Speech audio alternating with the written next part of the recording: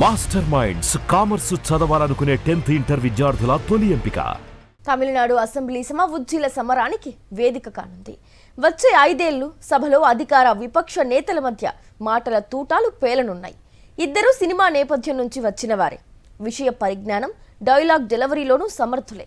దీంతో సభ సమరమే అంటున్నారు రాజకీయ విశ్లేషకులు. ఎన్నికల షెడ్యూల్ మొదలుకొని ప్రచారం, ఫలితాల వెల్లడి, ప్రభుత్వ ఏర్పాటు ప్రతిదీ తమిళనాట ఆసక్తికర పరిణామమే. ఫలితాల్లో అధికారానికి అడుగు దూరంలో నిలిచిన టీవీకే పార్టీ రకరకాల ట్విస్టుల తర్వాత కాంగ్రెస్తో పాటు చిన్న పార్టీల మద్దతు కూడగట్టుకొని ప్రభుత్వాన్ని ఏర్పాటు చేసింది. ముఖ్యమంత్రిగా దళపతి విజయ్ బాధ్యతలు చేపట్టారు. మరోవైపు ప్రతిపక్ష నేతగా డీఎంకే నేత, మాజీ డిప్యూటీ సీఎం ఉదయనిధి స్టాలిన్ ఎంపికయ్యారు. ఈ ఇద్దరు సినిమా రంగం నుంచి వచ్చినవారే. దీంతో ఈ ఇద్దరి మధ్య సభలో యుద్ధం ఆసక్తికరంగా మారనుంది. తొలి రోజు జరిగిన పరిణామాలు ఈ 5 ఏళ్లు ఎలా ఉండబోతున్నాయో చెబుతున్నాయి. తొలి రోజు సమావేశాల్లోనే అధికార పక్షానికి చురక అంటించారు ఉదయనిధి స్టాలిన్. తాను విజయ్ ఒకే కాలేజీలో చదువుకున్నామని, విజయ్ తనకన్నా సీనియర్ అని చెబుతూనే టీవీకే కన్నా డీఎంకే మోస్ట్ సీనియర్ అని 1967లోనే ప్రభుత్వాన్ని ఏర్పాటు చేసిందని గుర్తు చేశారు. సీనియర్ పార్టీగా తమ నుంచి సూచనలు తీసుకోవాలన్నారు. ఉదయనిధి మాటలకు చిరునవ్వుతో తలూపారు సీఎం విజయ్.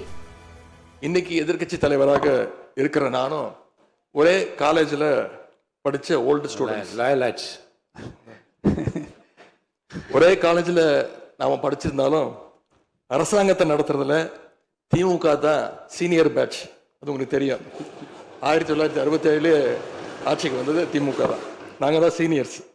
அந்த அடிப்படையில் எங்களுடைய நாலேஜையும் எக்ஸ்பீரியன்ஸையும் நாங்கள் ஷேர் பண்ணிக்க ரெடியாக இருக்கோம். அதை ஏற்றுக்க நீங்களும் தயாராக இருங்க. ஏன்னா நமக்கு எப்பவுமே தமிழ்நாட்டு மாநிலத்துடைய நலன்தான் மிக மிக முக்கியம். సమర్థులైన సమఉద్దీలు సభలో ప్రత్యర్థులుగా ఉంటే సభా సమరం రసవత్తరంగా మారుతుంది. ప్రజా సమస్యలపై వాదోపవాదాలు, కౌంటర్ అటాక్లు ఉంటాయని రాజకీయ విశ్లేషకులు భావిస్తున్నారు. గతంలోనూ తమిళనాట కరుణానిధి, జయలలిత మధ్య దశాబ్దాల పాటు రాజకీయ పోరు సాగింది. సభలోనూ వివిధ అంశాలపై బలమైన వాదోపవాదాలు సాగేవి. ఇప్పుడు సీఎం విజయ్, ప్రతిపక్ష నేత ఉదయనిధి మధ్య కూడా అలాంటి రాజకీయ సమరమే ఉంటుందని భావిస్తున్నారు రాజకీయ పండితులు.